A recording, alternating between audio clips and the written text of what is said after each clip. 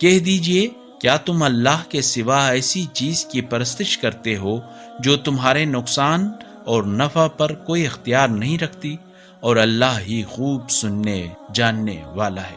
کہہ دیجئے اے اہل کتاب، اپنے دین میں ناحق مبالغہ نہ کرو اور ان لوگوں کی خواہشات کی پیروی نہ کرو جو پہلے ہی گمراہی میں مبتلا ہیں، اور دوسرے بہت سے لوگوں کو بھی گمراہی میں ڈال چکے ہیں اور سیدھے راستے سے بھٹک گئے ہیں۔